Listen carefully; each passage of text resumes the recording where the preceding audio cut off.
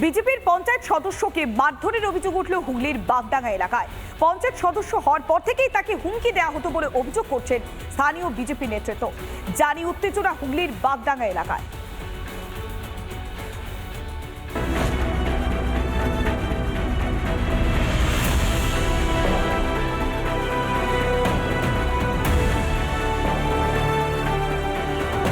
পঞ্চায়েতের নির্বাচিত বিজেপির প্রতিনিধি দেবনাথ পাত্রকে বেধড়ক মারধরের অভিযোগ উঠল তৃণমূলের বিরুদ্ধে। ঘটনাস্থলে গিয়ে আক্রান্ত দেবনাথ পাত্রর মাও। হুগলির বাগডাঙ্গা এলাকার ঘটনা।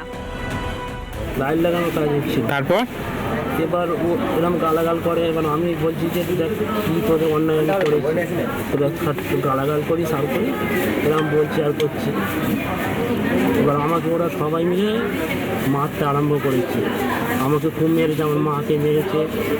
একটা বউ এসে বলছে মামি আমাকে কি হলো, বলছে দেবনাথকে তো সবাই মারছে, আমি উঠেছি গিয়ে আমি যাই বোর দিচ্ছি পড়ে আমি তোদের পায়ে দিচ্ছি, আমার ছেলে মেয়েটা মারেনি, ছেড়ে দে যাই বলছি আমাকে এখান থেকে মারলে তোদের কি মেরেছে ব্যথা লাগছে, আমি সামনে আমার ছেলের জন্য তবেই করছি। গুরুতর জখম দেবনাথকে সিঙ্গুর গ্রামীণ হাসপাতালে নিয়ে যাওয়া হলে তাকে চুঁচুড়া সদর হাসপাতালে স্থানান্তরিত করা হয়। পঞ্চায়েত সদস্য হওয়ার পর থেকেই দেবনাথকে হুমকি দেওয়া হতো বলে অভিযোগ স্থানীয় বিজেপি নেতৃত্বর। থেকে দেবনাথ পাত্রের উপর বিভিন্নভাবে ওই অঞ্চলের যারা তৃণমূলের দুষ্কৃতী বাহিনী আছে তারা গালিগালাজ করে, কখনো মারতে যায়, কখনো হুমকি দেয়। এই কথাটা পঞ্চায়েতের প্রধানকে দেবনাথ পাত্র নিজে যখন বোর্ড মিটিং হয় তখন প্রধানকে এবং উপপ্রধানকে বারবার জানানো হয়েছে যে তৃণমূলের এই দুষ্কৃতীরা আমাকে ওখানে আক্রমণ করছে বা নানা রকমভাবে গালাগালি দিচ্ছে। প্রধান উপপ্রধান নীরব থাকে। যদিও রাজনীতির কারণে মারধর বলে মানতে নারাজ স্থানীয় তৃণমূল নেতৃত্ব। লাইট লাগানোর জেরে বচসা থেকেই মারধর বলে দাবি তৃণমূল ব্লক সভাপতি। কোনো রাজনীতির ব্যাপার নয়, একটা পাড়াতে লাইট লাগানো নিয়ে বচসা হচ্ছিল এবং যাকে বলছেন ওই বিজেপির সদস্য সেই হচ্ছে ওই মুদিখানার দোকান ছিল কাছে, ওইখান থেকে ছুরি নিয়ে যার সাথে তর্ক বিতর্ক হচ্ছে তাকে অ্যাটাক করেছিল। কেন এ রাজ্যে বারবার শাসক দলের অত্যাচারের শিকার বিরোধীরা? কবে থামবে বিরোধীদের ওপর অত্যাচার হামলা? প্রশ্ন থাকলেও উত্তর অধরাই। হুগলি থেকে সুজিত গৌড়ের রিপোর্ট, রিপাবলিক বাংলা। এরপর এখন চর্চায় সোনারপুরের জামাল উদ্দিন। এক মহিলাকে শিকল দিয়ে বেঁধে মারধরের ঘটনায় তার নাম প্রথম প্রকাশ্যে আসে। তারপর থেকে জামাল নিয়ে মুখ খুলতে শুরু করেছেন এলাকাবাসী। সামনে আসছে জামালের ভয়ানক অপরাধের দীর্ঘ ইতিহাস।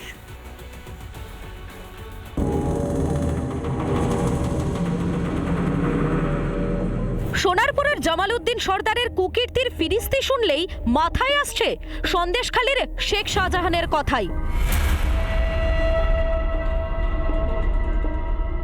সম্প্রতি এক মহিলাকে শেকলে বেঁধে অত্যাচারের ঘটনায় তার নাম প্রথম প্রকাশ্যে আসে।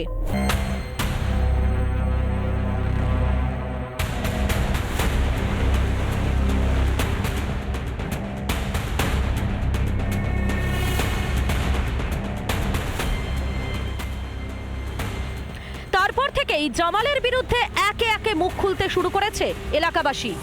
সামনে আসছে জামালের অপরাধের দীর্ঘ ইতিহাস। এলাকায় তৃণমূলের কর্মী হিসেবেই পরিচিত জামাল উদ্দিন সর্দার, যার বিরুদ্ধে জমি দখল, মহিলাদের ওপর অত্যাচার, নারীদের ওপর ধর্ষণ, একাধিক অভিযোগ রয়েছে।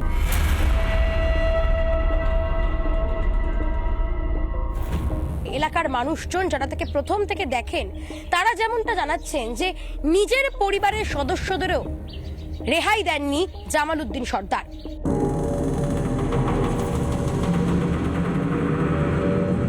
তার নিজের মা, ভাইজি তাদেরকে অ্যাসিড ছুঁড়ে মারার মতো অভিযোগ রয়েছে এই জামাল উদ্দিন সর্দারের বিরুদ্ধে।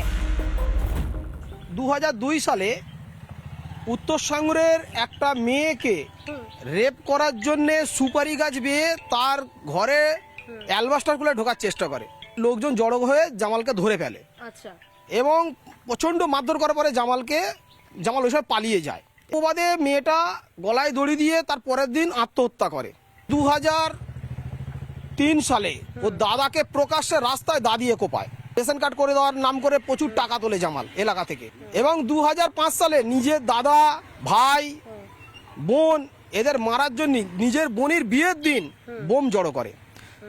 প্রকাশ্যে দিনের বেলা সবার সামনে জামাল আমাকে বোম মারে। জমি দখলেও সিদ্ধহস্ত ছিল সোনারপুরের জামাল। এলাকার অনেকের সম্পত্তি আত্মসাতের অভিযোগ রয়েছে জামালের বিরুদ্ধে।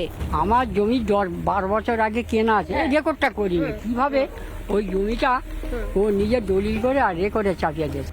দীর্ঘদিন ধরে অপরাধ করা সত্ত্বেও পার পেয়ে গিয়েছে সে। এখনো পর্যন্ত পলাতক সে। গতকাল রাত থেকে তাকে দেখা যায়নি। পুলিশ কি তদন্ত শুরু করেছে? কবে ধরা পড়বে জামালউদ্দিন? এখন এটাই প্রশ্ন সোনারপুরের সাঙ্গুর অঞ্চলের এলাকাবাসীদের। ক্যামেরায় শুভ্রাংশু ঘোষের সঙ্গে লীনা ভট্টাচার্যের রিপোর্ট, রিপাবলিক বাংলা, সাঙ্গুর। বারবার প্রকাশ্যে এসেছে শাসকের শাসানি। আর এবার আরো এক ধাপ এগিয়ে গেলেন কালনা পুরসভার চেয়ারম্যান আনন্দ দত্ত। বর্তমান রাজবাড়ী চত্বরে নিরাপত্তা রক্ষীকে গালিগালাজ করে ধাক্কা দিয়ে সরিয়ে দিলেন তিনি। সোশ্যাল মিডিয়াতে ভাইরাল সেই ভিডিও, চেয়ারম্যানের ঔদ্ধত্যে নিন্দার ঝড়।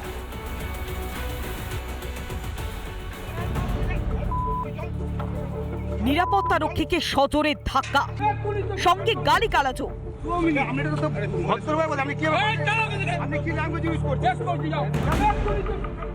বিতর্কে কালনা পুরসভার চেয়ারম্যান আনন্দ দত্ত।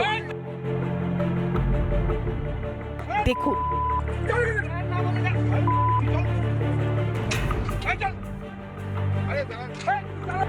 ঔদ্ধত্যে শুধু এখানেই শেষ নয়, বর্ধমান রাজবাড়ী প্রাঙ্গণে প্রকাশ্যে হুঁশিয়ারি দিতেও ক্ষান্ত হননি পুরো চেয়ারম্যান।